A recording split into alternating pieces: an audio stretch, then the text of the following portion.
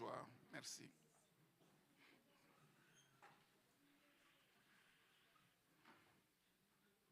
Régner dans la vie, nous avons vu, c'est possible. Pourquoi? Simplement parce que c'est la pensée de Dieu. Même si cette pensée nous dépasse infiniment, peu importe, il n'y a pas que cette pensée qui nous dépasse infiniment, toutes les pensées de Dieu nous dépassent infiniment. Dieu lui-même nous dépasse infiniment. Et nous savons qu'avec notre Dieu, ce n'est pas une histoire de raisonnement, c'est une histoire de foi. Croire en la parole de Dieu, croire aux pensées de Dieu et régner dans la vie en Christ, c'est possible. Ce n'est pas seulement possible quand Jésus reviendra et qu'il va régner et que nous allons régner avec lui, mais c'est déjà possible dans le temps présent. Et nous avons vu que régner signifie simplement dominer.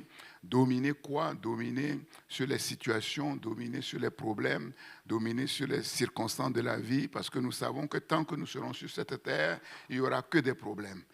On quitte un problème pour entrer dans un autre problème. Parfois, ça vient de tous les côtés.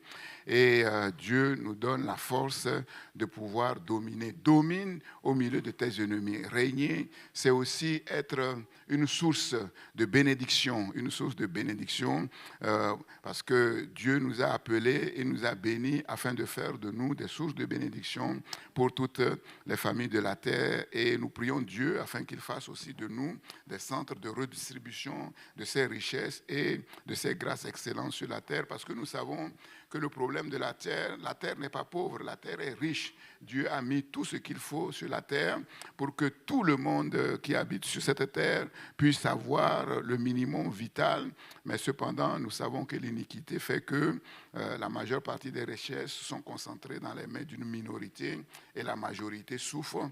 Et voilà pourquoi ce thème est très important. Et le Saint-Esprit, maintenant, nous conduit pas à pas à comprendre comment nous pouvons régner effectivement dans cette vie en nous montrant effectivement le bon règne et le mauvais règne afin que nous puissions tirer des instructions. Le Saint-Esprit est à l'œuvre en nous pour nous former, nous façonner pour que nous puissions être de bons rois, de bonnes reines, de bons princes, de bonnes princesses. Et nous savons, tout le monde le sait, que pour être un bon roi sur la terre, il ne suffit pas seulement d'être bardé de diplômes, de dons, mais il faut être une bonne personne. Et le caractère est important dans l'exercice de la royauté. Et Dieu est à l'œuvre.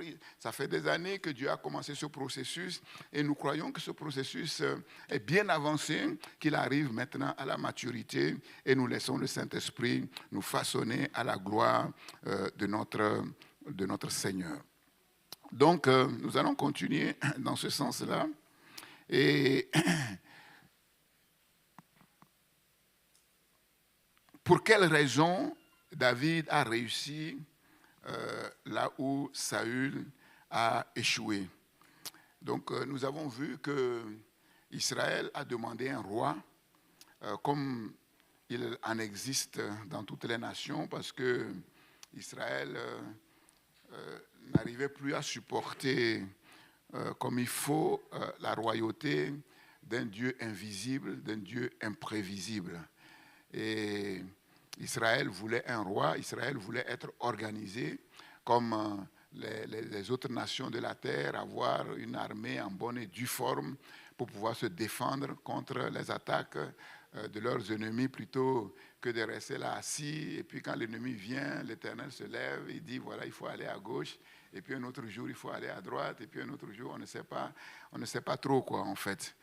Et donc, le prophète Samuel s'est irrité parce que bon, il a compris que la motivation n'était pas bonne, même si nous savons que Dieu avait déjà anticipé les choses puisqu'il avait dit à Abraham que des rois sortiront de lui. Seulement, les motivations qui étaient celles d'Israël n'étaient pas bonnes. C'est l'incrédulité et non la foi qui les a poussés. Et c'est sûr que dans cette situation, Dieu ne pouvait pas régner sur eux tant que l'incrédulité régnait. Dieu ne pouvait pas régner sur eux. Et Dieu s'est adapté. Et Dieu leur a donné un roi qui respecte les standards des rois de la terre.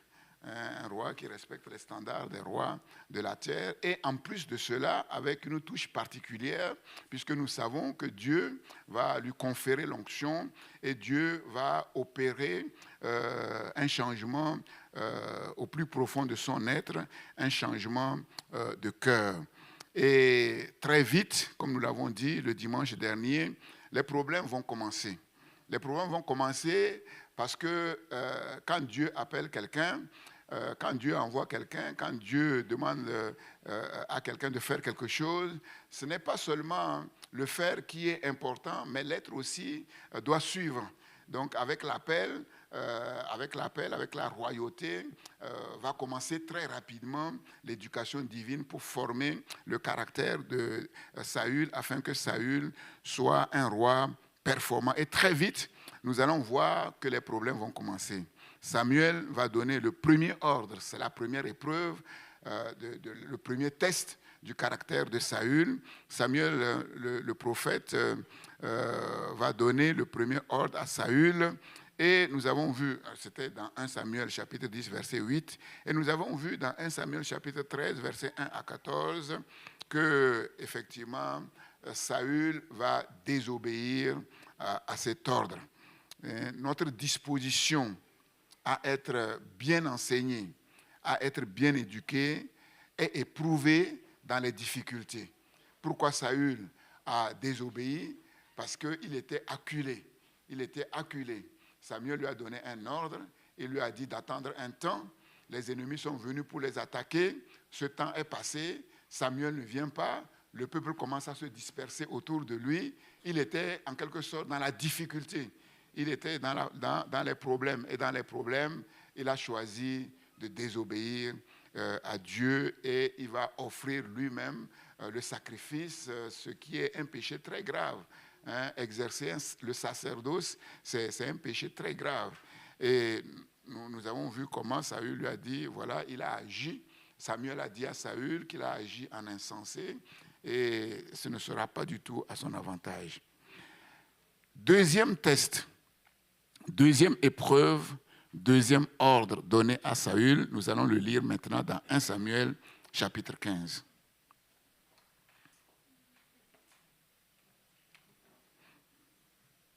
« 1 Samuel chapitre 15.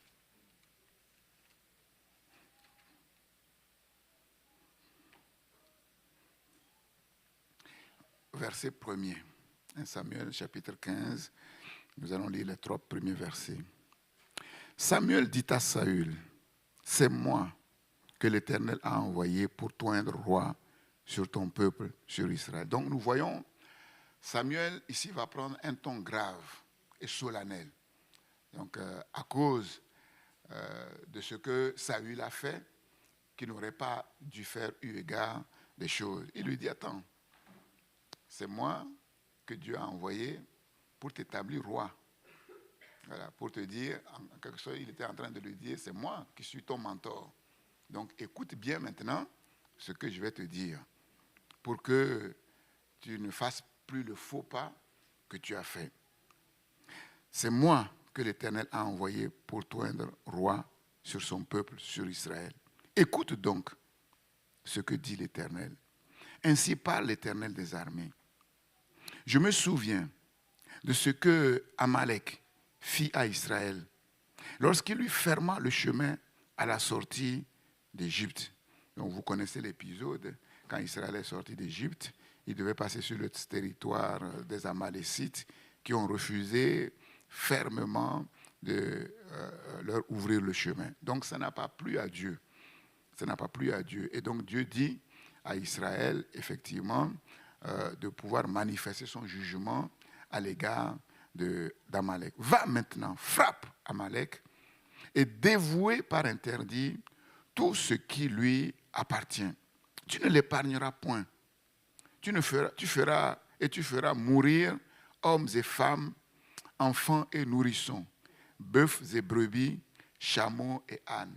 Vous voyez, quand on regarde un peu l'histoire dans le monde, parfois on voit des guerres terribles, des catastrophes, des choses terribles. On se dit, mais comment Dieu peut permettre? Laissez-moi vous dire que ce qui se passe aujourd'hui a une histoire. Et c'est cette histoire qu'on ne connaît pas. Et quand on ne connaît pas l'histoire, on se permet de juger facilement, mais à tort, quoi, en fait. Donc les gens vont dire, mais pourquoi le jugement de Dieu est si sévère vis-à-vis d'Amalek? Parce qu'Amalek a fait quelque chose vis-à-vis de Dieu qui n'était pas inacceptable, qui était tout à fait inacceptable. Qui était tout à fait inacceptable. Voilà l'ordre clair et net que Samuel, le deuxième ordre, que Samuel va donner à Saül. Maintenant, qu'est-ce que Saül a appris de son premier faux pas? Qu'est-ce qu'il a appris de son premier faux pas? Et comment il va réagir cette fois-ci vis-à-vis de cet ordre? Et comme je vous l'ai dit, c'est à raison pour éveiller l'attention de Saül que Samuel a pris ce ton-là, ce ton solennel, en disant ce n'est pas quelqu'un d'autre qui est en train de te parler. Voilà. Donc, comprends que ce que je te dis, c'est très important. Et vous voyez, le Dieu de miséricorde nous donne toujours une seconde chance. Toujours. Et quand vous voyez quelqu'un, une personne qui semble être rejetée par Dieu, vous allez, si vous allez à fond des choses, vous allez voir que ce n'est pas Dieu qui l'a rejeté, mais c'est la personne qui a rejeté Dieu. C'est souvent comme ça. Dieu donne une chance jusqu'à ce qu'il se rende compte qu'il n'y a plus rien à faire. Et à partir de ce moment-là, Dieu se retire. Et quand Dieu se retire, tout se gâte. Tout devient bizarre. Qu'est-ce que Saül va faire? Verset 4. Donc Saül convoqua le peuple et en fit la revue à Télaïm. Il y avait 200 000 hommes de pied et 10 000 hommes de Juda. Saül marcha jusqu'à la ville d'Amalek et mit une embuscade dans la vallée. Il dit aux Kéniens, « Allez, retirez-vous, sortez du milieu d'Amalek, afin que je ne vous fasse pas périr avec lui. » Eux, ils ont manifesté une autre attitude vis-à-vis d'Israël quand Israël était sorti effectivement de l'Égypte. « Car vous avez eu de la bonté pour tous les enfants d'Israël lorsqu'ils montèrent d'Égypte. » Et les Kéniens se retirèrent du milieu d'Amalek. Verset 7. Saül battit Amalek. Donc la victoire a été donnée depuis Avila jusqu'à Chour, qui est en face de l'Égypte. Il prit vivant Agag, roi d'Amalek. Il y a un problème, Dieu a dit, dévoué par interdit. Il prit vivant Amalek, Agag, roi d'Amalek. Et il dévoua par interdit tout le peuple en le passant au fil de l'épée. Verset 9.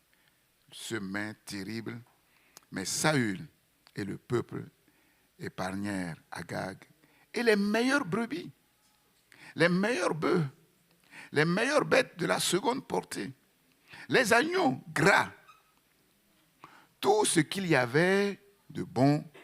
Ils ne voulurent pas le dévouer par interdit et ils dévouèrent seulement tout ce qui était méprisable et chétif. C'est incompréhensible. C'est incompréhensible. Nous allons voir pourquoi. Pourquoi? Déjà, je vous ai déjà parlé du mystère de l'iniquité, qui n'est pas compréhensible. Le mystère de l'iniquité, qui reste un mystère jusqu'à ce que Jésus revienne et que nous entrions dans la pleine lumière qui nous permettra de bien comprendre les choses. Pour le moment, ce mystère agit dans le monde et quand il s'empare d'un être humain, on ne le comprend pas. Dieu peut faire tout ce qu'il fait pour cette personne tant que cette personne est tenu par le mystère de l'iniquité, son comportement reste bizarre, incompréhensible. Incompréhensible. Verset 10. L'Éternel adressa la parole à Samuel et lui dit, « Je me repens d'avoir établi Saül pour roi, car il se détourne de moi et il n'observe point mes paroles. » Bon, c'est un verset un peu énigmatique. Dieu dit, je me repens. Dieu, il y a un autre verset qui dit, Dieu n'est pas un homme pour se repentir. Mais ici, mais comment comprendre? Comment comprendre? Nous comprenons déjà que c'est une question un peu de traduction. Un peu de traduction. Parce que si Dieu se repent, ça veut dire que Dieu ne peut pas savoir à l'avance. Dieu ne connaît pas tout. Dieu ne savait pas, en désignant Saül pour régner, qu'il allait avoir ce problème. Et donc, c'est la nature même de Dieu qui est mise à mal. Qui est mise à mal. Mais ça veut dire quoi? Ça veut dire quoi? Déjà, d'autres versions que j'ai consultées nous éclairent. Chouraki, qu'est-ce qu'il dit? Chouraki dit autre chose. Chouraki dit, je déplore d'avoir fait régner Saül comme roi. Je déplore d'avoir fait régner Saül comme roi. Donc ce n'est pas je me repens. Dieu ne demande pas pardon, Dieu ne pêche jamais, Dieu ne fait jamais de faux pas. Et même quand Dieu dit qu'il déplore, oui, mais là aussi, c'est comme si Dieu ne savait pas. C'est ce que les théologiens appellent l'anthropomorphisme. C'est-à-dire que Dieu s'adapte à nous, et il agit et il parle un peu comme nous pour que nous puissions comprendre. Parce que si Dieu veut parler autrement, on ne comprendrait pas. Déjà même, quand il parle bien dans la parole, on ne comprend pas. Il faut déjà que son esprit amène la lumière.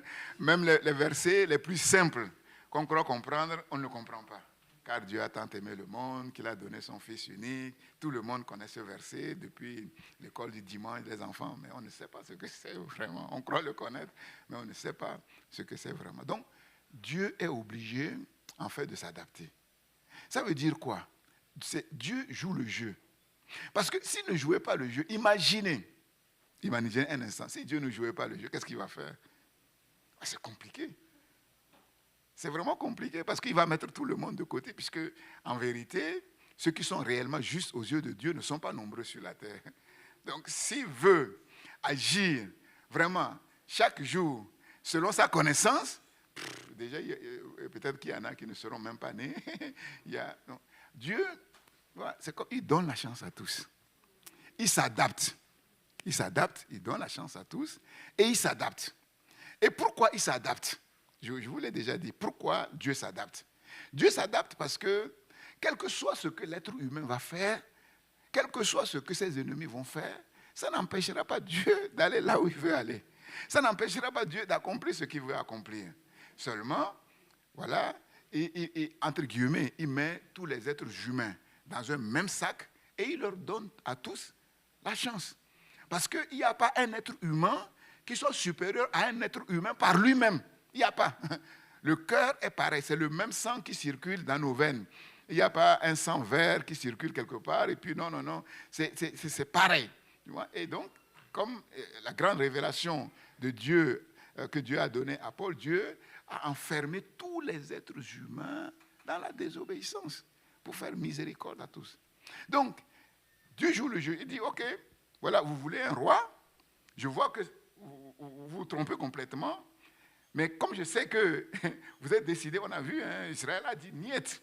Voilà, c'est comme si que Dieu veuille ou que ne veuille pas, nous, on veut un roi. Ok, Dieu dit, moi, je ne veux pas entrer en guerre avec vous, je vous donne un roi. Maintenant, je vais tout faire pour mettre ce roi dans les meilleures conditions pour pouvoir régner sur vous. Et à la fin, vous allez voir que ça ne marchera pas. Si Dieu leur disait que ça ne marchera pas, il va dire, ouais, mais et les nations, ça marche. Babylone, ça marche. Ok, bon, ok, vous pensez que ça marche. Moi, je pense que ça ne marche pas, mais vous pensez que ça marche. Quand on regarde l'histoire des royaumes, la conclusion qu'on tire, c'est que ça ne marche. Ça n'a jamais marché, quelque part. Ça commence à marcher, ça monte, et puis ça tombe. Ça monte, ça tombe. C'est toujours comme ça, comme je le dis toujours. L'histoire montre que la royauté, c'est une courbe en cloche, quoi, en fait. Et tous les royaumes, c'est comme ça. Et dans la vie de tout être humain, c'est comme ça. Vous regardez un être humain, quand il commence à prospérer, il va monter. Il arrive un moment, il tombe. Il va mourir, il tombe. C'est comme ça, ce n'est pas autrement. Bon, comme c'est comme ça, moi, je laisse faire. Donc, Dieu s'adapte et il donne la chance à tous.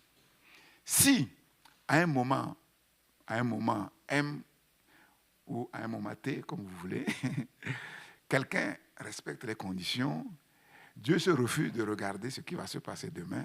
Il lui donne sa chance aujourd'hui et il fait tout pour qu'il puisse réussir. Il fait tout pour qu'il puisse réussir. Donc c'est ça. Maintenant, quand ça tourne mal, Dieu est quand même affligé. Non pas pour lui, mais pour la personne. Parce que Dieu peut se passer de tout le monde. Tu vois, Dieu déplore ce que, effectivement, Saül a fait. Oui, il est retourné loin derrière moi. J'aime bien la version de Chouraki. Il est retourné loin derrière moi. Il ne réalise pas mes paroles. En fait, ça veut dire que en nommant Saül roi, Dieu est venu avec Saül pour qu'avec Saül, Dieu le conduise quelque part. Pour que Saül marche avec Dieu pour le conduire quelque part. Et comment Saül devait marcher avec Dieu pour que Dieu fasse de lui un bon roi, simplement en écoutant ce que Dieu lui dit et en faisant ce que Dieu lui dit. Et quand on fait ce que Dieu nous dit de faire, notre Dieu tient notre main et on marche avec Dieu. Et toutes les fois où on rejette la parole, on recule, on enlève nos mains. Dieu continue à avancer. L'histoire doit avancer. Dieu a un but. Il va prendre quelqu'un d'autre à la place. Il va prendre la main de quelqu'un d'autre et il va continuer son chemin. Mais c'est fou. C'est fou. Donc, Dieu dit, mais Saül, il est retourné loin. Je l'ai pris quelque part. On pourrait dire dans le fumier pour l'amener à s'asseoir. Et lui, il a préféré retourner dans le fumier. Pourquoi? Parce qu'il ne réalise pas ma parole. Une autre version dit, le rabbinat français dit, là aussi, pareil, à peu près pareil, mais on comprend, c'est l'anthropomorphisme. Je regrette d'avoir conféré la royauté à Saül, parce qu'il m'a été infidèle et n'a pas accueilli mes paroles. Dans tous les cas, Dieu manifeste une sorte de tristesse toutes les fois où il voit les grâces qu'il accorde à un être humain et comment l'être humain jette ces grâces derrière lui pour se trouver dans une position difficile, compliquée, pour ne pas dire tragique. Samuel fut héritier aussi.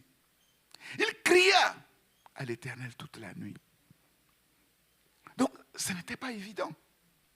Ce n'était pas évident. Il se leva de bon matin pour aller au-devant de Saül. Et on vint lui dire, c'est terrible, hein? Saül, c'est comme si, mais ça ne lui dit rien. C'est inimaginable. Qu'est-ce qu'on vient lui dire? Que Saül est allé à Carmel et voici, il s'est érigé un monument. Il s'est érigé un monument. Est-ce le temps? Est-ce le moment?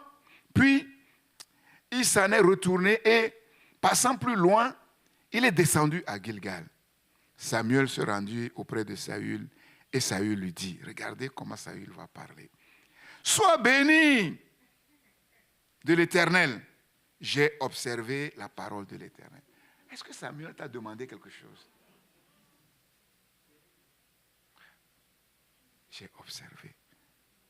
Il n'y a pas de problème. Pas ni problème. Les choses sont en règle. Dieu nous a donné la victoire. Et ce qu'il nous a dit de faire, on l'a fait. Mais réfléchissons un peu. Comment peut-il agir ainsi? Comment est-ce possible?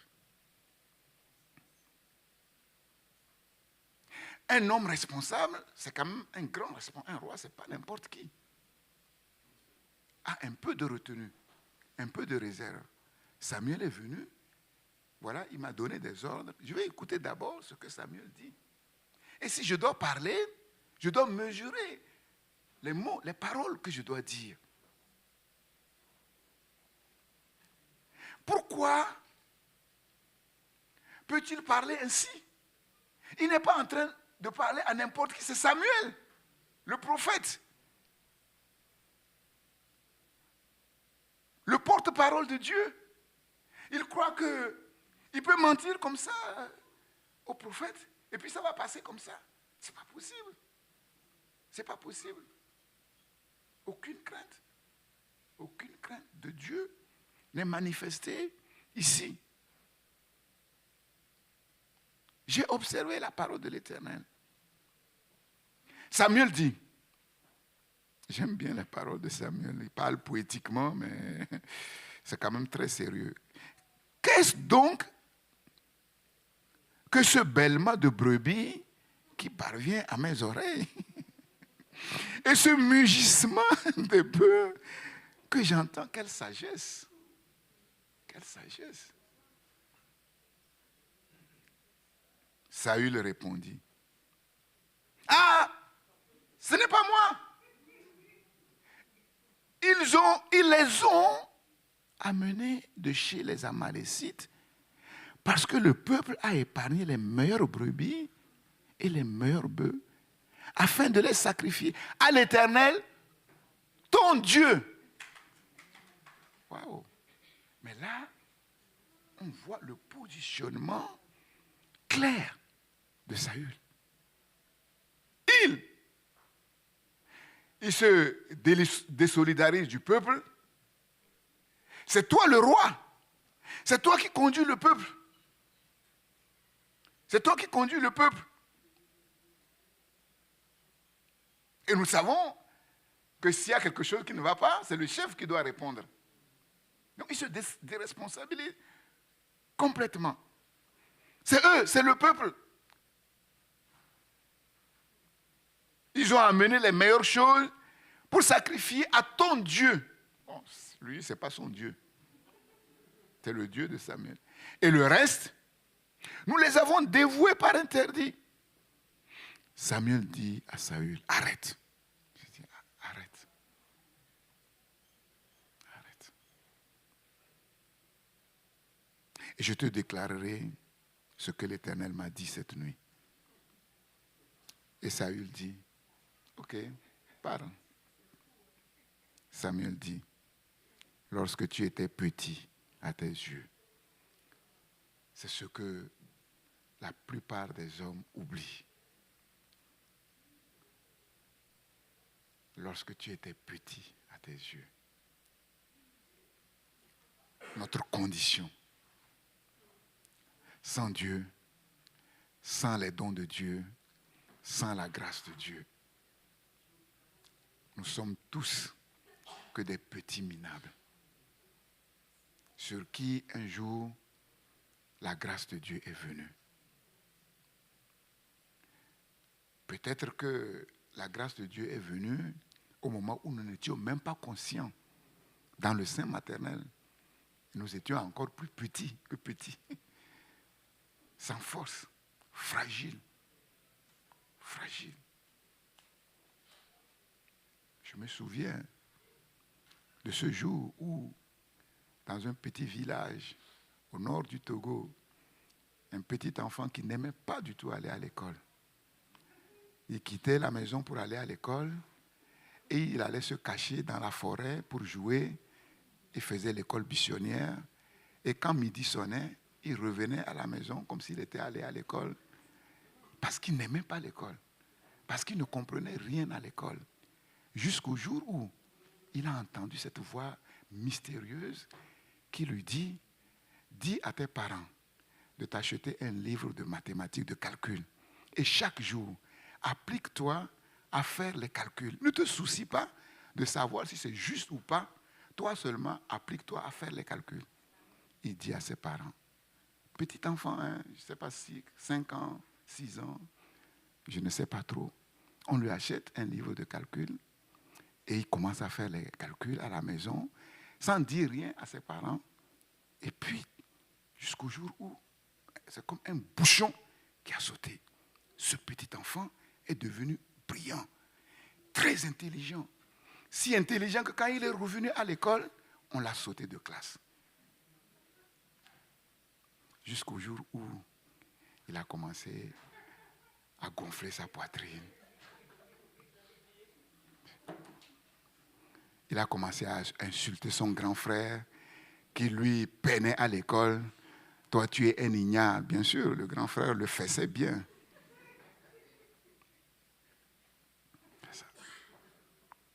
Il a oublié. Il a oublié sa misère. Il a oublié qu'une voix mystérieuse est venue vers lui et qu'un invisible est venu l'aider.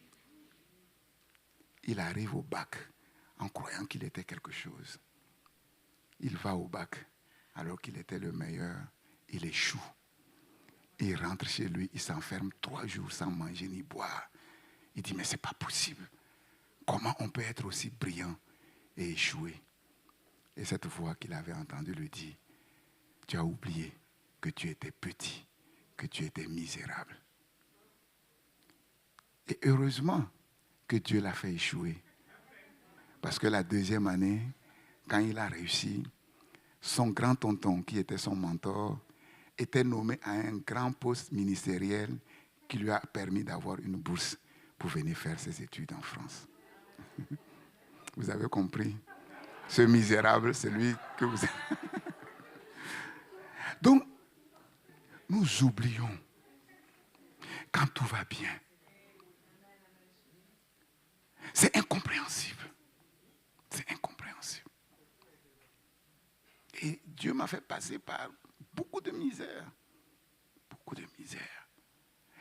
On est si prompt à s'arroger des choses.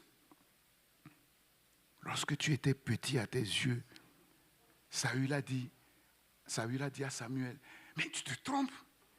Qu'est-ce que tu es en train de dire? Tu es en train de parler à un misérable. Si tu ne sais pas, je te dis que moi j'appartiens à la plus petite tribu d'Israël et ma maison est la plus petite maison dans la petite tribu. Et quand on est allé le chercher pour l'oindre comme roi, pour le présenter officiellement comme roi, il se cachait derrière les bagages. Parce qu'il voyait très bien qu'il était un incapable, qu'il était incapable de faire quoi que ce soit. Maintenant qu'il a été oint et que les victoires ont commencé à venir, en peu de temps, on ne le reconnaissait plus. Et vous allez voir que Dieu tient le même langage. Ce n'est pas seulement pour Saül, hein, même pour David. David dit, je vais bâtir une maison pour l'Éternel. Le prophète, Dieu envoie le prophète pour lui dire, il va lui retracer la même chose. Tu étais petit, tu étais derrière les bœufs, je t'ai tiré derrière les bœufs pour faire de toi ce que je t'ai fait. Ben, ce n'est pas toi qui vas me bâtir une maison. Bon, sache que c'est moi qui va te bâtir une maison, c'est moi. Pourtant, il avait de bonnes intentions. Hein. C'est pour ça que je vous dis, si Dieu veut parler avec nous, en Dieu, on ne comprendra pas. David est venu avec de bonnes dispositions. Il dit, mais moi j'habite dans une belle maison, un beau palais, et puis la tente de l'Éternel est dans une, comment dirais-je, l'arche de l'Éternel est dans une tente, mais bizarre. Mais c'est pas normal que moi j'habite dans une grande maison et que c'était de bonnes intentions. Dieu lui dit, non mais attends, tu es en train de parler comme si moi je ne sais pas. Si moi j'avais besoin de maison, j'aurais pris l'initiative. C'est ça, c'est pas comme ça. C'est pas comme ça. Donc vous voyez, c'est compliqué. C'est compliqué. Et l'Éternel ne t'a-t-il pas oint pour que tu sois roi d'Israël? L'Éternel t'avait fait partir en disant, va et dévoue par interdit ces pécheurs, les Amalécites. Tu leur feras la guerre jusqu'à ce que tu les aies exterminés. Pourquoi? Pourquoi n'as-tu pas écouté la voix de l'Éternel? Pourquoi? Tu as vu tout ce que Dieu a fait pour toi. Tu as vu comment tu étais petit et Dieu t'a fait grand. Toutes les victoires que Dieu t'a données. Aujourd'hui, tu manques de quoi? Donc, vous voyez? Nous, on pense que quand on sera grand, c'est là où vraiment on sera reconnaissant à Dieu. On se trompe. Si Dieu n'a rien fait en profondeur auparavant, personne ne peut tenir. On a beau reconnaître qu'on n'est rien sans Dieu, on a beau le proclamer, mais dans la réalité, si Dieu n'a pas fait ou son œuvre n'a pas abouti, on va réagir exactement comme ça. Pourquoi n'as-tu pas écouté? Premier, pourquoi? Pourquoi n'as-tu pas écouté? Deuxième, pourquoi? Pourquoi t'es-tu jeté sur le butin? Et as-tu fait ce qui est mal aux yeux de l'Éternel? Donc, on voit là une incompréhension. Cette incompréhension, nous allons voir, vient de ce que deux systèmes s'opposaient. Deux systèmes radicalement opposés étaient à l'œuvre. Et tant que l'un est dans un système et l'autre est dans l'autre système, ils ne peuvent pas se comprendre.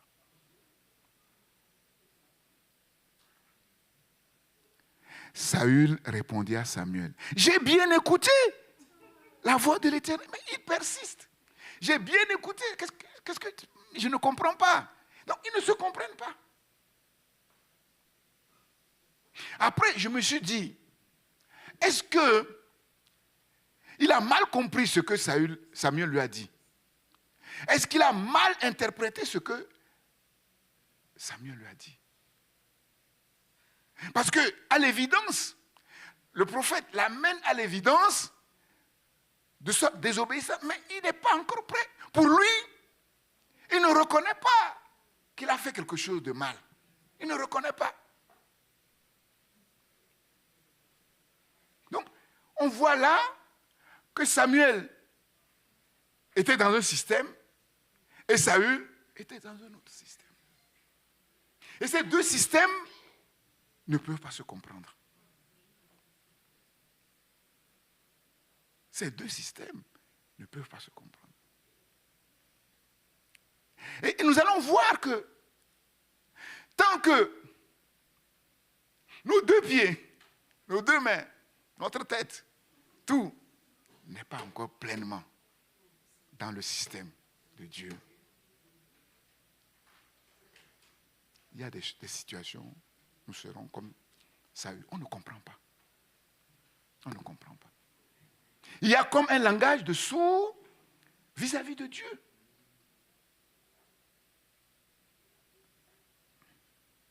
Pourquoi? J'ai bien écouté la voix de l'Éternel. J'ai suivi le chemin par lequel tu m'as envoyé l'Éternel. Mais maintenant, il va l'expliquer. J'ai amené Agag, roi d'Amalek. Mais est-ce que c'est ce que Samuel lui a dit? Est-ce que, où Samuel a dit à Saül d'amener roi? Il n'a pas dit ça. Donc, il dit, j'ai écouté ce que tu m'as dit, j'ai fait ce que tu m'as dit, mais quand il dit ce que Samuel lui a dit, ce n'est pas ça. Donc, on comprend un peu la parabole des talents. Des talents. Où il y en a qui se sont bien comportés et d'autres qui se sont mal comportés. Est-ce qu'ils ont bien écouté ce qui leur a été dit? Comment ils l'ont interprété? On ne sait pas.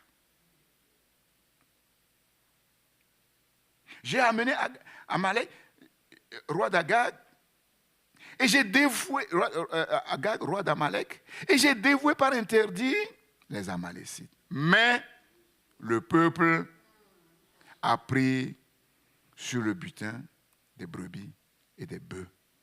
Comme prémisse.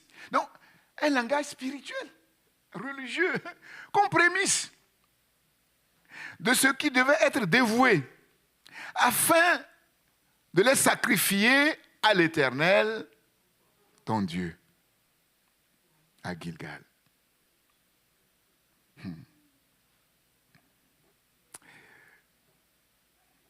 Samuel va dire cette parole très profonde qu'il nous faut comprendre, qu'il nous faut bien comprendre. Samuel dit, « L'Éternel trouve-t-il du plaisir dans les holocaustes et les sacrifices, comme dans l'obéissance à la voix de l'Éternel. Voici, l'obéissance vaut mieux que les sacrifices, et l'observation de sa parole vaut mieux que la graisse des béliers. Car la désobéissance est aussi coupable que la divination, et la résistance ne l'est pas moins que l'idolâtrie et les théraphim. Puisque tu as rejeté la parole de l'Éternel, il te rejette aussi comme roi.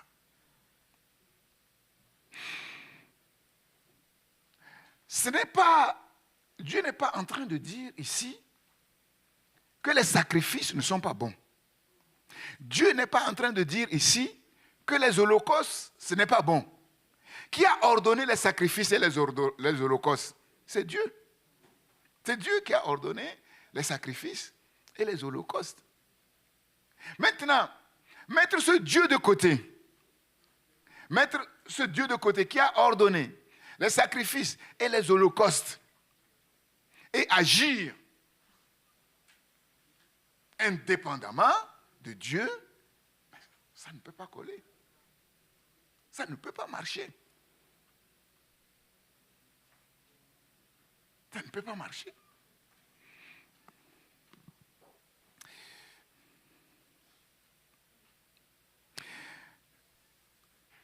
Le rabbinat français traduit ainsi. Je vais le lire pour vous. Samuel répondit, des holocaustes, des sacrifices, ont-ils autant de prix, autant de valeur aux yeux de l'Éternel que l'obéissance à la voix divine? Ah, l'obéissance vaut mieux qu'un sacrifice, et la soumission que la graisse des béliers. Mais la rébellion, donc là, ici, Chouraki parle de rébellion. Louis II, la NBS parle de résistance. Mais le rabbinat français, parle de rébellion. Donc, c'est fort. Et donc, ça nous ramène dans le jardin d'Éden. Ça nous ramène dans le jardin d'Éden, où on a l'impression qu'une simple désobéissance à une parole a des effets, mais dévastateurs, mais incompréhensibles. Seulement, on ne sait pas d'où vient cette désobéissance. Cette désobéissance a pour racine la rébellion. La rébellion. Donc, ce n'est pas simplement une question d'erreur d'interprétation. Ce n'est pas simplement une question de mauvaise interprétation. Ça va très loin. Et ça vient de très loin. Mais où est-ce qu'on voit que c'est plus profond qu'une simple désobéissance? Dans ce qu'on a lu. Non. Il y a un mot. Non. Un mot.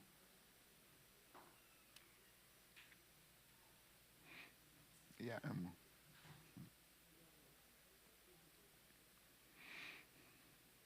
J'avoue que quand on lit le texte, on passe rapidement, on saute rapidement ce mot. Parce que Chouraki nous parle de rébellion. Et on voit que ça va plus loin parce que après on voit que on met en parallèle avec la sorcellerie, avec la divination. Donc on se dit, mais c'est compliqué. Une simple désobéissance, en plus, ce n'est même pas une désobéissance totale, c'est une désobéissance partielle. Ce n'est pas quelque chose de radical, de foudroyant. Bon, ils ont amené seulement le roi, le reste, ils les ont... Et puis, ils ont gardé simplement quelques brebis. Mais pourquoi ils l'ont fait? C'est pour Dieu. C'est pour offrir des sacrifices à Dieu en prémisse. Prémisse de quoi? Bon, on ne sait pas. Prémisse de quoi? On ne sait pas. L'obéissance vaut mieux qu'un sacrifice et la soumission que la graisse des béliers. Mais la rébellion est coupable comme la magie. comme la sorcellerie et l'insubordination. Donc vous comprenez pourquoi je vous ai dit, Samuel a pris un ton solennel. Parce que la chose était plus grave qu'on pourrait à première vue y penser. La chose était plus profonde qu'on pourrait y penser à première vue. L'insubordination. Et l'insubordination comme le crime de l'idolâtrie. Waouh! Mais on voit tout les choses terribles là, ici. Donc, concentrer l'idolâtrie. Magie, sorcellerie. Mais, comme on pourrait dire, mais attends, Samuel, tu exagères. Saül a fini comment? Il a été consulté. Il était déjà dedans. Il y avait déjà. Il était déjà dedans. Donc vous voyez, la parole voit très loin. Et vous comprenez qu'il n'y a que la parole qui peut aller au plus profond d'un être humain pour amener à la surface des choses cachées qu'on ne peut pas voir aujourd'hui, mais qui vont se manifester demain. Et quand la parole de Dieu parle de ça, les gens sont dit, oh non, Dieu me juge, dans moi, c'est pas moi, c'est quelqu'un d'autre. On ne comprend pas. Sauf si on est déjà dans cette relation de foi où on sait que Dieu ne peut pas mentir, que sa parole ne peut pas mentir. Donc ça va loin. Donc je reviens sur ma question. Un mot dans ce qu'on a lu qui montre que effectivement c'est plus profond que ça. Oui, un mot, juste un mot. Hein. Il n'y a pas de discours. Oui, un mot. Non. Pas, tu as dit deux mots, ton Dieu. J'ai dit un mot. Un mot. Ou bien, bon, on peut dire un mot, mais comment dire, un mot avec sa connotation. Bon, je vais relire. Verset 9. Mais Saül et le peuple épargnèrent Agag et les meilleures brebis, les meilleurs bœufs, les meilleures bêtes de la seconde portée, les agneaux gras, et tout ce qu'il y avait de bon. Ils ne voulurent pas le dévouer par interdit, et ils dévouèrent seulement tout ce qui était méprisable et chétif. Quel est le mot? Ils ne voulurent pas. Ils ne voulurent pas. Ce n'est pas une erreur d'interprétation. Ce n'est pas un petit faux pas. Ils ont décidé. Ils ne voulurent pas. Ont-ils délibéré? Dieu, on ne le comprend pas. Pourquoi tant de gaspillage, d'efforts pour finalement les détruire, les tuer? C'est pas normal. C'est pas normal. Ils ne voulurent pas. Ils ont manifesté une volonté affirmée comme Adam. Et nous voyons le parallèle avec Adam. Et nous voyons que tout de suite, l'éducation va commencer avec Adam par un ordre. Et la désobéissance. Seulement, cette désobéissance n'était pas seulement quelque chose d'anodin. C'était bien pensé, bien réfléchi. C'est un choix délibéré, un positionnement délibéré, parce qu'ils ont décidé d'être comme des dieux. Ils ont pris la décision, ils ont analysé les choses, ils ont décidé d'être comme des dieux. Et s'ils sont comme des dieux, c'est fini, ils sont à l'abri. Dieu peut faire ce qu'il veut, Dieu est Dieu, mais nous aussi on est Dieu. Donc ils se sont dit, mais on gagne sur tous les terrains. Donc si Dieu veut, il n'a qu'à venir, on va se battre. Il est Dieu et nous on est Dieu. Seulement, il y avait quelque chose qui les échappait. Et moi je crois, c'est la question que je vais poser à Dieu quand le Seigneur viendra.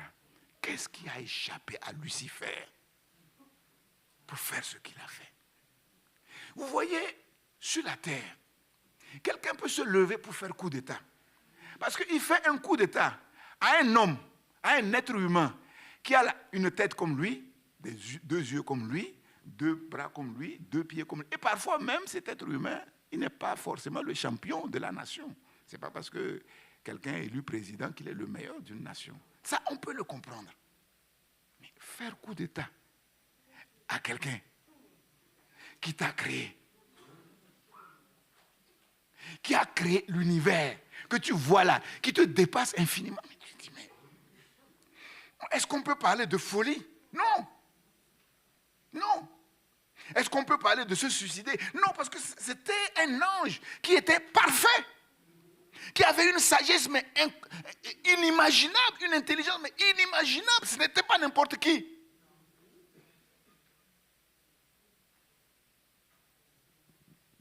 Il y a quelque chose.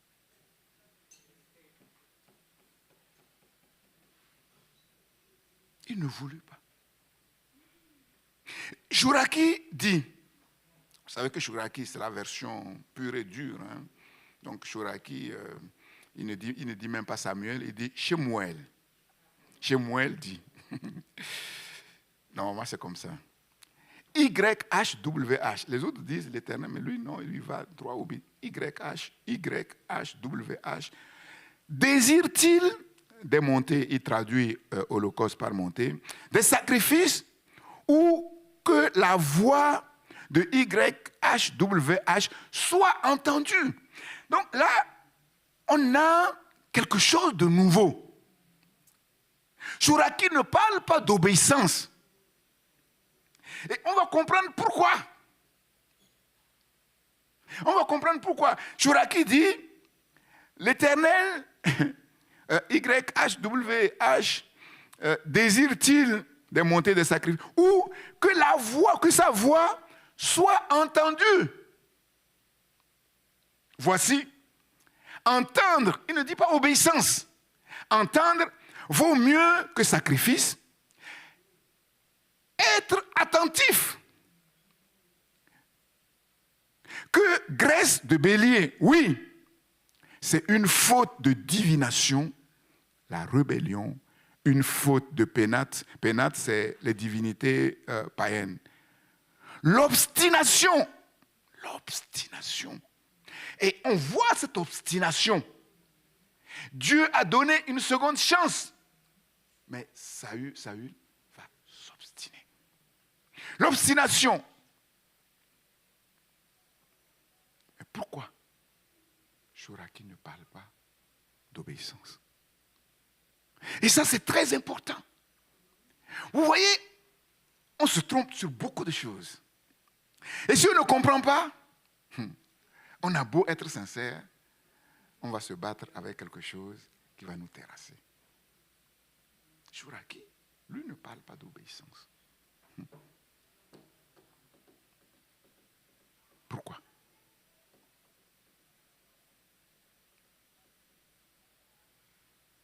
Pourquoi?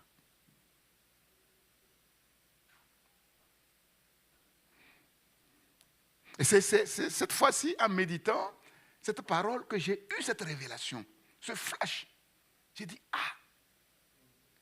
vous voyez, si on revient en arrière, Dieu dit que ce n'est pas seulement pour régner, mais pour régner, nous avons besoin de la surabondance de la grâce. D'ailleurs, pour être sauvé, il faut cette surabondance de la grâce. Et on peine à le comprendre. Et je vous ai dit qu'on peine à le comprendre parce que parfois on minimise certains péchés. Ici, là, il n'y a pas question d'un crime, il n'y a pas question de tuer, il n'y a pas question d'adultère, il n'y a question de rien de tout ça. Mais c'est grave. Mais c'est grave, très grave. Et c'est la chose la plus grave, la désobéissance. Et parfois, on a l'impression que, bon, si on désobéit comme ça, bon, c'est pas grave. Oui, parfois, c'est pas trop grave parce que c'est dans l'ignorance. Mais parfois, c'est grave quand c'est l'obstination. Quand c'est l'obstination. Pourquoi?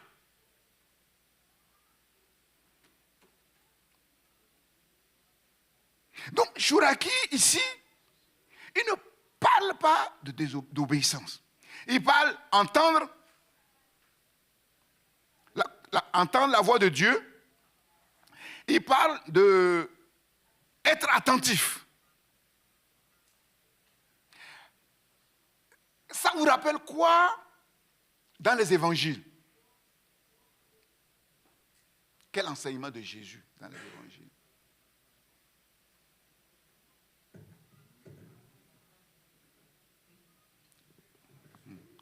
Ça vous rappelle quoi? Bon, je vais vous aider. Prenez garde à la manière dont vous écoutez. Je ne dis pas obéissez. Prenez garde à la manière dont vous écoutez. Pourquoi? Personne ne trouve. Question à 10 000 euros.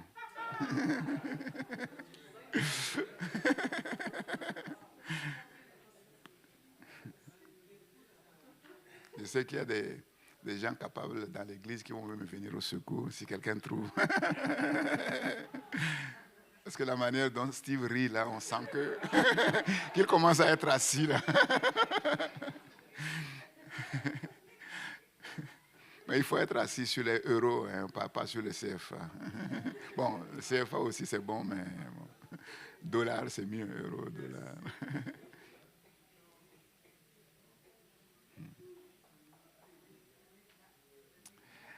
En fait, aucun homme, aucun être humain ne peut obéir. Aucun. Personne. Personne. Personne ne peut obéir. Comme Dieu demande d'obéir. Personne. Depuis l'histoire du monde jusqu'à la fin, personne n'est capable d'obéir. Une seule personne a obéi. Jésus. Jésus. Il a appris l'obéissance par les choses qu'il a souffertes. Le seul. Mon frère, ma soeur, mais l'obéissance, tu ne pourras jamais obéir. Jamais. Tu ne pourras jamais obéir. Moïse n'a pas obéi. Il est mort. Il a donné la loi. Et la loi l'a tué. Parce qu'il n'a pas pu mettre en pratique la loi. Personne. Et Dieu dit, il a enfermé tous les humains dans la désobéissance pour faire miséricorde à tous.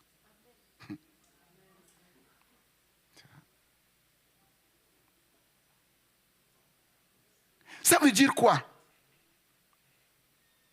Si personne ne peut obéir, et Dieu dit d'obéir, ça veut dire quoi?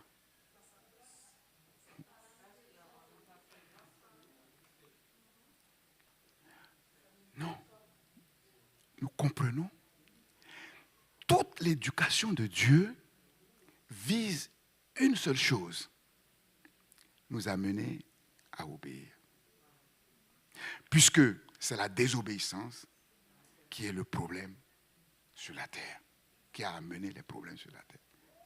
Le but de l'éducation, c'est de nous amener à obéir. Mais cette obéissance, la confiance totale en Dieu, l'espérance de Dieu en Dieu comme l'encre de notre âme, c'est un don de Dieu. C'est un don de Dieu. C'est le cadeau que Dieu nous fait à cause de l'œuvre de Christ. Et donc, ce que Dieu nous demande simplement, c'est d'écouter. C'est d'être attentif. Pour comprendre ce que Dieu nous dit. Et quand nous l'avons compris, nous comprenons en même temps que ce que Dieu nous dit, nous ne pouvons pas le faire. Et nous comprenons aussi qu'il y a en Dieu quelque chose qui nous permet de le faire. C'est sa grâce qui nous donne ce qu'il nous demande de faire. C'est tout. Toutes les vertus l'obéissance, la foi, l'amour, la confiance, l'espérance, tout ça se trouve en un seul homme, Jésus.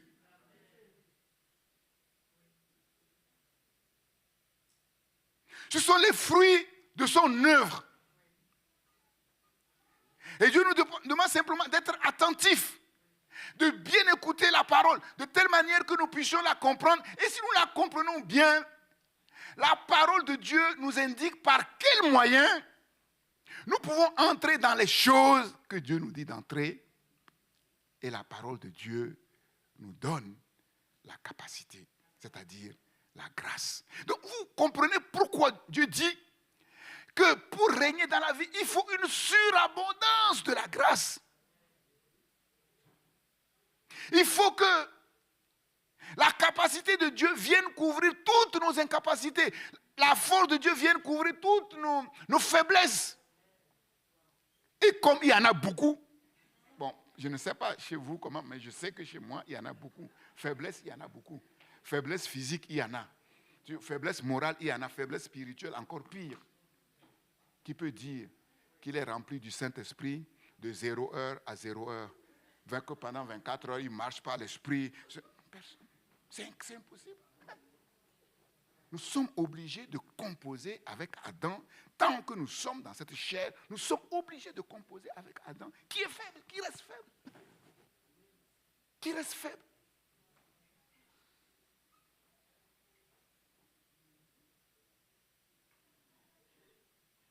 Et là où le péché a abondé, là où la faiblesse a abondé, la grâce de Dieu a surabondé. Et nous comprenons que quand un être humain s'assoit, il dit maintenant, j'ai bien compris que je suis rien. Dieu dit, à partir de maintenant, tu commences à être quelque chose. Tu commences à être quelque chose. Tu commences à être quelqu'un. Donc c'est profond. Et en même temps, c'est sérieux.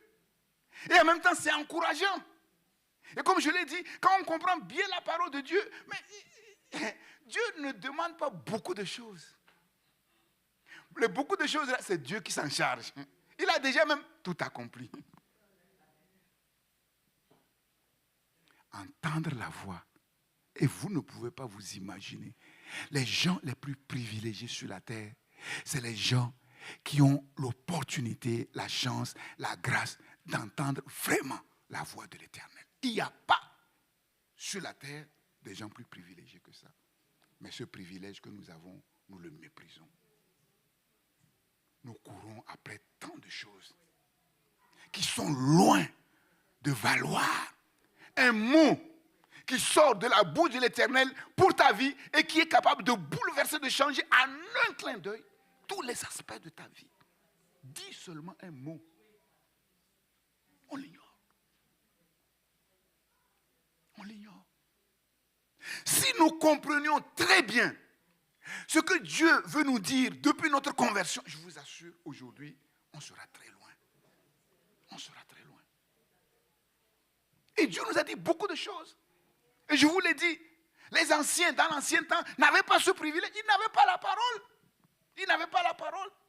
Si on veut résumer la parole que Dieu a adressée à Abraham, je ne sais même pas si ça va faire, ma prédication quelques feuillets. Mais aujourd'hui, nous, regarde, gros bouquin là. Il y a tout. Qu'est-ce qu'on en fait? On saute, on lit, on passe comme ça. C'est ça. Donc le problème de Saül ici était quoi? Chouraki l'a dit. Il n'a pas écouté la voix. Il n'a pas écouté. Il n'a pas été attentif. S'il avait bien écouté, s'il avait été attentif, s'il n'a pas compris, il va dire, mais homme de Dieu, qu'est-ce que tu as dit? Tu peux me répéter? Je n'ai pas bien compris. Il a fait comme s'il a compris. Et quand il restitue ce qu'il a compris, mais on se rend compte que ce n'est pas ce que Samuel lui a dit. Et c'est comme ça, on peut venir à l'église, s'asseoir, écouter la prédication. Entre ce qu'on croit avoir compris et ce que Dieu a voulu communiquer, il y a un écart. Et si on part avec cet écart-là, ça va nous amener où? Nulle part. Et quand Dieu va venir dire, ah, c'est pas ce que j'ai dit, non, Dieu, tu m'as dit. Quand tu vas restituer maintenant, comme Ève. Comme Ève. Dieu a-t-il réellement dit, oui. Et quand elle a restitué, mais ce n'est pas ce que Dieu a dit. Ce n'est pas ce que Dieu a dit.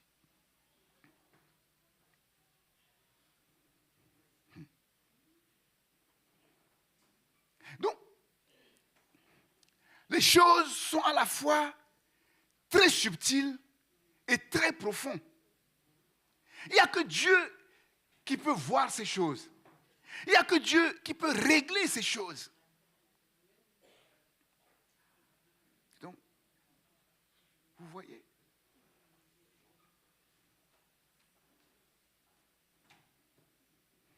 pour nous faire régner, ce n'est pas nous qui avons du travail, c'est Dieu qui a du travail. Et on ne le laisse pas faire comme il veut faire. C'est ça.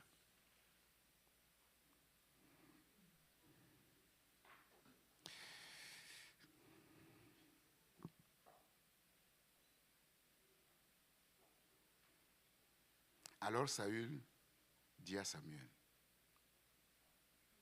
quand il a compris maintenant, quand le verdict est tombé, il a compris que c'est chaud. Tu vois, jusqu'à présent, là, tant que sa propre personne et sa royauté n'est pas touchée, il joue. Puisque tu as rejeté la parole de l'Éternel, il te rejette aussi comme roi. Ah, là, pour lui, ça lui parle, là, et ça devient sérieux. Et maintenant, pour la première fois, il va dire, alors Saül dit à Samuel, j'ai péché. Il va commencer à se repentir.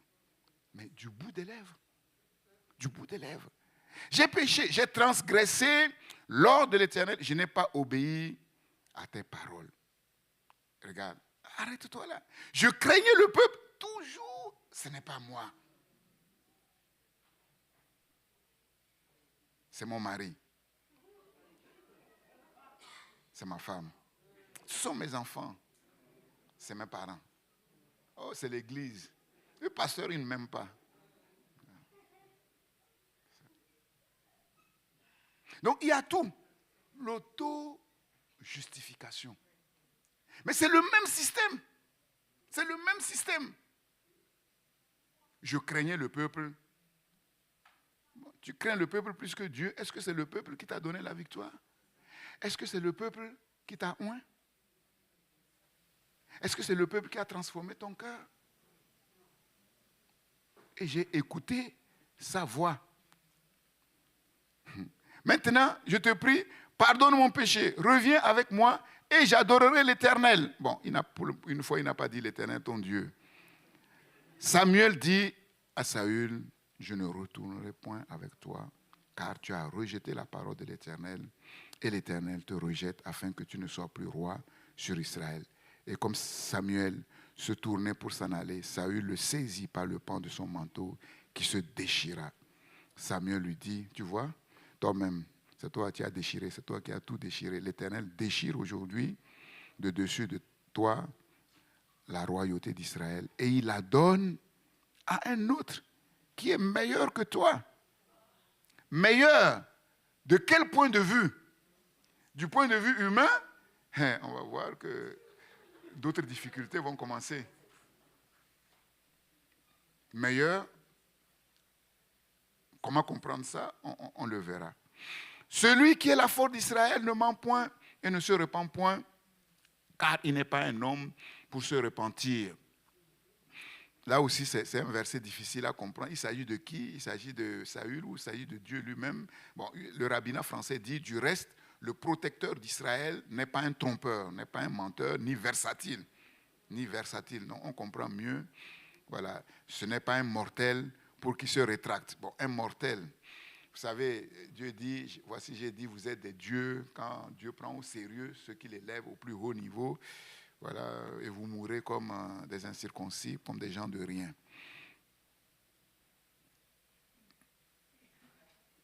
Saül dit encore, j'ai péché.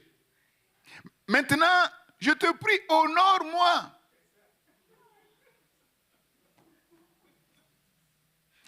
En présence des anciens de mon peuple et en présence d'Israël, reviens avec moi et j'adorerai l'Éternel, ton Dieu. Bon, nous connaissons le reste, voilà, depuis ce jour-là, Samuel n'est plus jamais revenu vers Saül. Ils ne se sont plus jamais revus jusqu'au jour où il va le faire monter et pour entendre le dernier verdict, le dernier jugement. Quelle est la cause véritable de sa désobéissance et de son échec?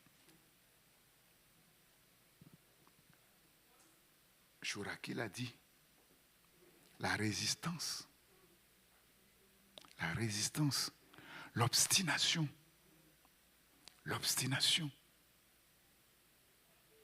Et l'on vint dire, alors que ça chauffait, que sa royauté était en suspens, on vint dire à Samuel, Saül est allé à Carmel et voici, il s'est érigé un monument. Il s'est érigé un monument. À propos de l'idolâtrie, je vous l'ai dit, le pouvoir corrompt et le pouvoir absolu corrompt absolument. Le pouvoir lui a rapidement tourné la tête. L'idolâtrie, du moins, a gagné le cœur de Saül et elle a détrôné Dieu. Il est clair, quand on lit, on voit clairement que Saül ne connaissait pas l'Éternel. Mais le problème, c'est qu'il n'a rien fait pour connaître l'Éternel. Il n'avait pas de relation personnelle avec Dieu. La preuve, c'est que quand il parle de Dieu, il dit le Dieu de Samuel. Il n'a rien fait pour établir une relation, une connexion avec Dieu. Le processus de l'éducation divine n'a pas pris place dans son cœur. Son cœur a été transformé, mais ce cœur transformé, il ne l'a pas tout de suite tourné vers l'Éternel. L'onction, oui. Le changement de cœur, oui. Toutes ces choses nécessaires, mais pas suffisant. Pas suffisant. Pas suffisant. Ce qui devait faire la différence avec les rois des nations et permettre à Saül de bien régner a fait défaut à Saül. Et qu'est-ce qui devait lui permettre de faire la différence? C'est Dieu avec Saül. Vous vous souvenez de cette prédication? Dieu dans ma vie, Dieu de ma vie, Dieu dans ma vie et Dieu ma vie. Donc Saül, il n'était dans rien du tout. L'Éternel n'était pas son Dieu, c'était le Dieu de Samuel. Et nous savons que c'est la connaissance de Dieu, au travers des temps et des circonstances, qui nous libère et nous apprend l'obéissance, la confiance et l'espérance, comme je l'ai dit. Saül s'est lui-même disqualifié, malgré son appel, malgré son onction et l'œuvre de transformation opérée par Dieu, parce qu'il ne s'est pas pleinement inscrit dans le processus divin. Il n'a pas fait de l'Éternel le Dieu de sa vie. Samuel lui apprend que Dieu a choisi son successeur, David, qui est meilleur. Et nous allons voir que David est meilleur simplement parce qu'il était animé d'une autre attitude. L'Esprit de l'Éternel se retire de Saül et il s'ensuit un enchaînement de mauvaises décisions, de mauvaises actions. Et le pire, c'est que Saül va ordonner le massacre de tous les sacrificateurs de l'Éternel.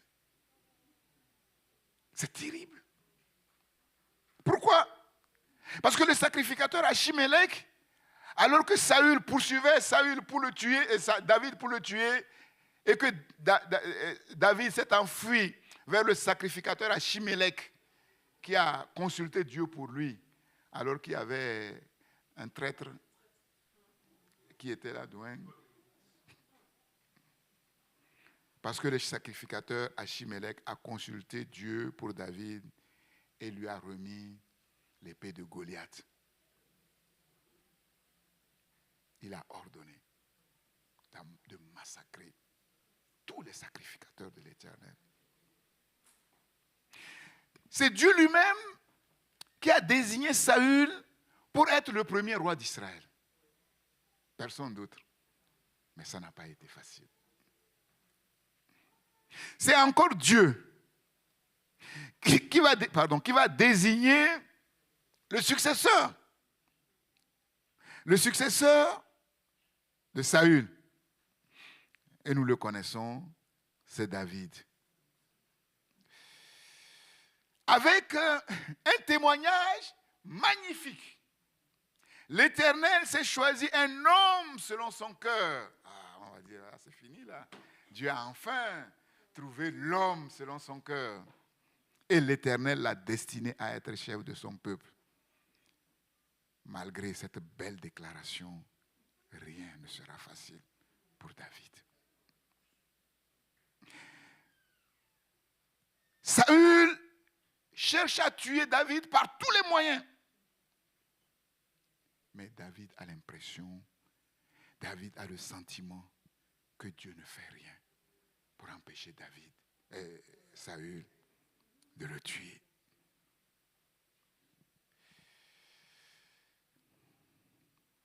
Dieu veut que nous régnions dans la vie. L'ennemi s'est levé pour nous barrer la route. Les problèmes viennent de tous les côtés et on a l'impression que Dieu ne fait rien. On a l'impression que Dieu ne fait, que ça ne dit rien à Dieu.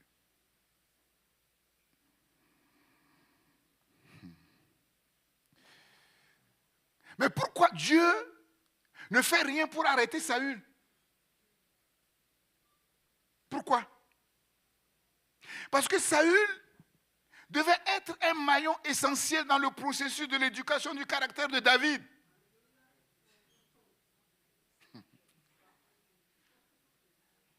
C'était le maillon essentiel dans l'éducation de David.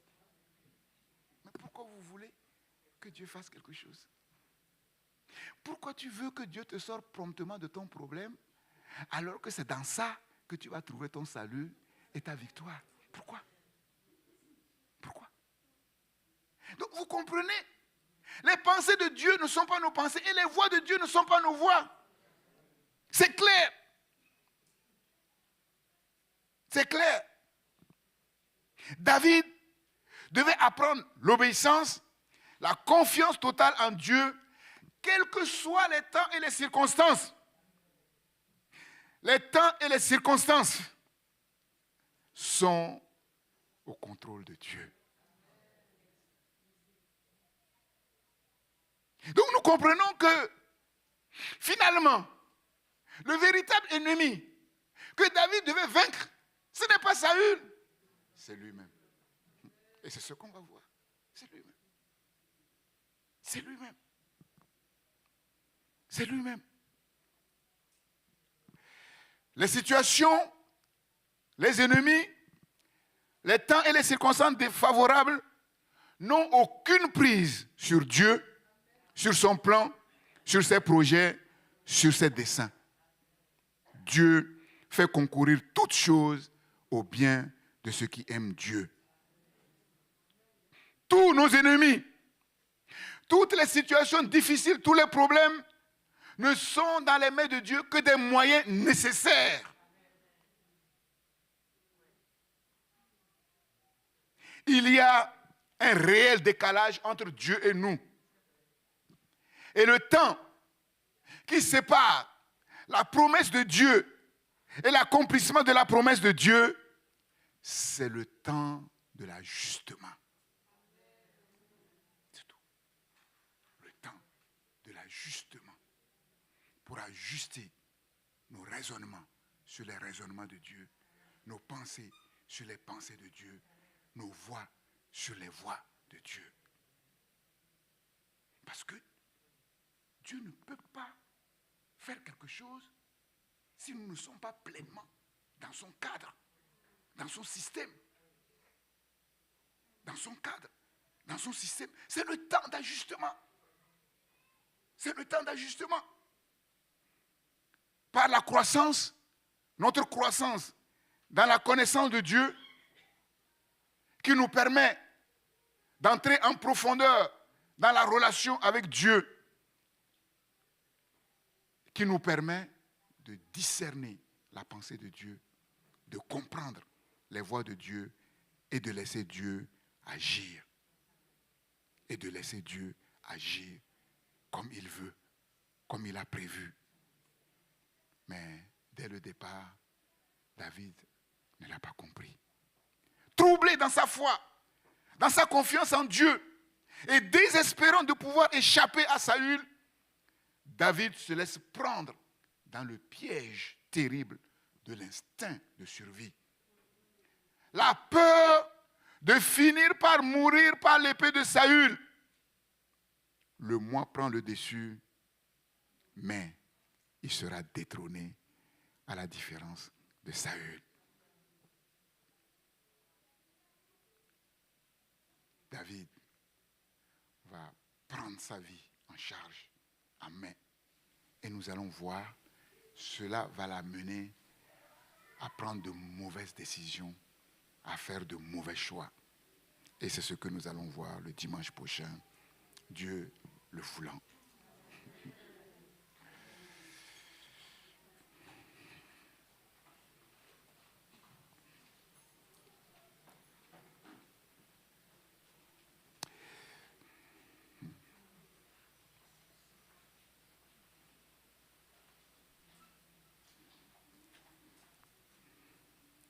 Dieu t'a trouvé.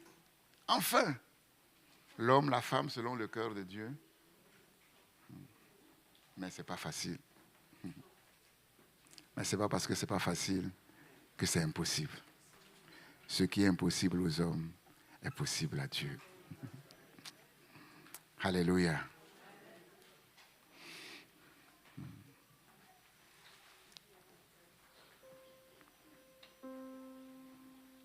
Gloire au Seigneur pour sa parole, pour son amour, sa bonté, sa miséricorde. Gloire à Dieu pour le temps de l'ajustement qui est à l'œuvre, qui est beaucoup avancé et qui est en train d'arriver à son terme. Alléluia. David est arrivé et est entré dans sa saison sans même se rendre compte. Et c'est comme si Dieu te disait, tu es déjà dans ta saison, mais tu ne le sais pas. Parce qu'il y a encore des raisonnements qui ne sont pas ajustés sur ces raisonnements. Il y a encore des pensées qui ne sont pas ajustées sur les pensées de Dieu. Nous comprenons vraiment que c'est Dieu qui fait tout. Nous n'avons pas à nous tracasser. David était persuadé que s'il ne fuyait pas, Saül allait le tuer. Mais quand on réfléchit, on se dit, mais là aussi on ne comprend pas.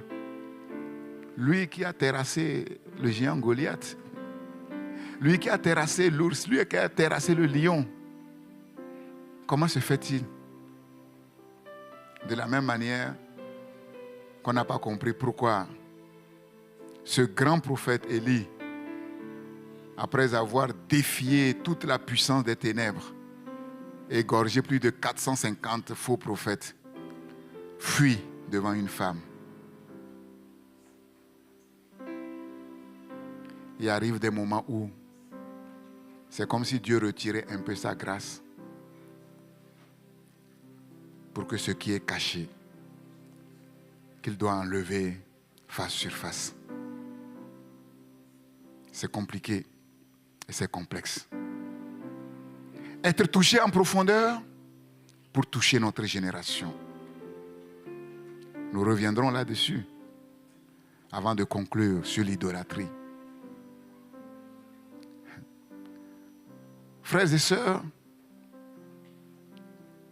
le monde est un mystère. L'univers est un mystère qui nous dépasse infiniment. L'être humain, le couronnement de la création divine au sein de l'univers est un grand mystère, très complexe, qui nous échappe infiniment, mais qui est parfaitement sous le contrôle de Dieu. Et Dieu n'a pas créé l'homme pour qu'il puisse agir indépendamment de Dieu, parce que ce n'est pas possible. Il ne peut pas s'en sortir. Les choses sont plus complexes que lui-même ne peut le comprendre.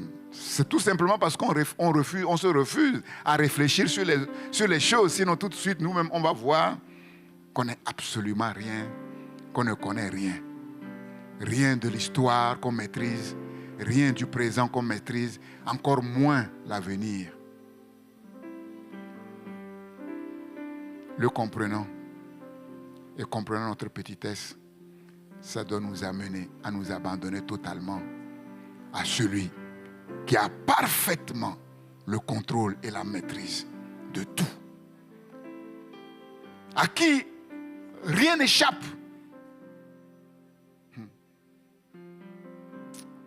Alléluia. Et c'est cette grâce qui est sur nos vies. C'est cette surabondance de la grâce que Dieu nous communique au travers de ses enseignements pour que nous soyons tranquilles. Ce n'est pas nos jeunes, nos petits jeunes là. Même si tu jeûnes du 1er janvier jusqu'au 31 décembre, ça ne te permettra même pas de faire une infime partie de l'œuvre que Jésus a accomplie. Après avoir jeûné 1 an, 365 jours, on te dit qu'on va te mettre sur la croix. Tu vas régimber. Tu vas dire Dieu est méchant. Comment tu t'as vu, tu as jeûné 365 jours et il dit qu'on va te crucifier. Tu vas dire non.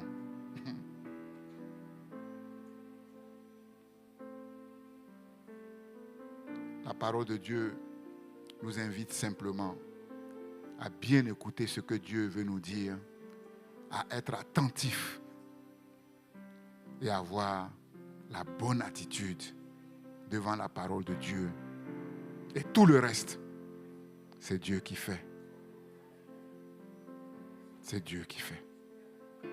C'est Dieu qui donne. Seigneur, que te dire? Un seul mot, merci. Il est petit, mais on n'a pas autre chose. Qu'est-ce qu'on peut faire? Amener des taureaux pour t'offrir? Combien de taureaux peuvent te satisfaire? 1 million, c'est rien devant toi. On n'est même pas capable d'amener 10. Ça ne sert à rien. Faire des efforts pour obéir, ça ne sert à rien. Parce que personne n'arrivera à obéir. Nous confier à ta parole, à ta grâce. Reconnaître que nous ne sommes rien sans toi. Quand tu n'as pas encore fait, quand les problèmes arrivent, quand la victoire arrive également, du début jusqu'à la fin, nous ne sommes rien sans toi. Seigneur, nous ne pouvons rien sans toi. Mais avec toi, nous sommes quelque chose et nous pouvons quelque chose. Merci Seigneur pour l'œuvre de ta parole. Merci Seigneur pour le chemin, pour la voie. Oh Dieu, nous te bénissons. Ton amour, ta patience, ta miséricorde, tes compassions. Dieu, exauce-nous Seigneur. Exauce-nous Seigneur. Exauce-nous, Seigneur. Que le Saint-Esprit, au moyen de ta parole, travaille en profondeur pour que l'ajustement soit fait. Que nos mains demeurent bien dans ta main. Et par ta grâce, nous puissions marcher avec toi. Seigneur, dans les empreintes des pas que Jésus a tracés devant nous, Seigneur. Il y a un chemin qui est tracé, qui est bien balisé. Seigneur, c'est dans ce chemin que nous voulons marcher. Seigneur, exauce-nous, Seigneur. Tu nous connais mieux que nous-mêmes. Tu connais nos faiblesses. Père, que ta grâce ne nous quitte pas totalement, Seigneur. Seigneur, t'en supplions. Oui, même si parfois c'est un peu nécessaire pour amener à la surface ce que nous ne pouvons pas voir autrement. Mais nous savons, Seigneur, que tu ne nous éprouves pas au-delà de nos forces. Et tu feras en sorte, Seigneur, que cette bonne disposition soit ancrée en nous. Quels que soient les temps, quelles que soient les circonstances, quels que soient les problèmes, quelle que soit l'opposition des ennemis, quelle que soit notre incompréhension, Seigneur, Père, que rien ne change dans ton plan pour nous, dans ta volonté pour nous, dans tes projets pour nous, Seigneur. Oh Dieu, jusqu'ici, tu nous as gardés. Jusqu'ici, tu nous as secourus. Tu nous garderas et tu nous secouras jusqu'à ce que tu viennes nous chercher, Seigneur. Seigneur de gloire. Oui, regarde les moqueries, Seigneur, de nos ennemis, Seigneur. Bon, nous comprenons que nous-mêmes, nous ne comprenons pas. C'est normal que les gens du monde ne comprennent rien. Mais ils se moquent quand même. Père, viens et montre-leur que le Dieu que nous adorons, c'est le Dieu qui les a créés, qui les maintient en vie, qu'il n'y a pas d'autre Dieu et qui veut les sauver. Père, autant ils se sont moqués de nous, autant permets qu'ils reviennent à nous pour reconnaître que tu nous as aimés et que c'est auprès de toi que se trouve le salut. Dieu, c'est ce que nous te demandons, Seigneur. Oui. Que la confusion change de camp. Que les paroles de Dieu que nous proclamons ne soient pas de simples paroles, Seigneur, mais que ce soit la parole de Dieu qui agit. Donne-nous de faire des exploits. À l'étonnement de l'ennemi, à l'étonnement de tous nos ennemis, de ceux qui nous voient vivre, Seigneur. Aplanis la voie devant nous, Seigneur. Renverse nos ennemis, Seigneur, devant nous, Seigneur. Père, que tous les obstacles qui empêchent les projets d'être finalisés soient ôtés par ta puissance au nom de Jésus-Christ. Que tous les ennemis qui empêchent, oui, les vocations à Christ pour les nations de se manifester et de resplendir, oui, soient neutralisés par ta puissance. Oh Dieu, Père, libère nos bénédictions. Libère notre prospérité. Libère nos victoires, Seigneur. Dieu, Dieu de gloire. Seigneur, une prière particulière, Seigneur, c'est que tu libères toutes les vocations particulières à Christ pour les nations, celles que tu as mises à part pour conduire Christ pour les nations dans des bénédictions spéciales qui témoignent de toi à Christ pour les nations et dans les nations, Seigneur. Que ces vocations particulières soient libérées, soient manifestées au nom de Jésus-Christ dans tous les domaines, Seigneur. Seigneur de gloire.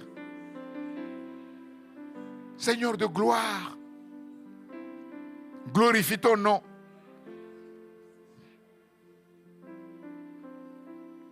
Libère-nous de toute étroitesse. Que ce soit dans notre esprit, dans notre cœur, dans notre âme, Seigneur. Libère-nous de toute étroitesse. Que ce soit sur le plan affectif, que ce soit sur le plan économique, financier, matériel. Libère-nous de toute étroitesse. Au nom puissant de Jésus-Christ. Que nous soyons à l'aise comme tu es à l'aise, Seigneur. Ne sommes-nous pas tes enfants? Ne sommes-nous pas tes fils et tes filles que tu chéris? Parce que nous avons mis notre confiance en Jésus-Christ, notre grand frère qui a tout accompli, Seigneur. Alléluia. Seigneur de gloire. Libère l'esprit de la largesse, Seigneur, sur nos vies, Seigneur. Élargis, Seigneur, nos tentes, Seigneur, oh Dieu. Au nom puissant de Jésus-Christ. Libère de tout emprunt au nom puissant de Jésus-Christ.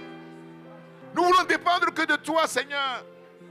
Manifeste ta gloire, oh Dieu. Que personne ne soit à l'étroit parce qu'il n'a pas d'enfant. Que personne ne soit à l'étroit parce qu'il n'est pas marié. Que personne ne soit à l'étroit parce qu'il n'a pas de travail. Que personne ne soit à l'étroit parce que son entreprise ne prospère pas. Seigneur, libère ton peuple de toutes ces choses. Ô Dieu de gloire, Père, ô Dieu, que les bénédictions viennent de l'est, de l'ouest, du nord, du sud, du centre. Tu ordonnes, Seigneur, ô Dieu. Seigneur, et elles se précipitent, comme nous l'avons vu, Seigneur, ô Dieu, parce que nous avons mis notre confiance en Jésus-Christ, en son obéissance qui nous libère, Seigneur, ô Dieu. Oui, que ta gloire soit manifestée.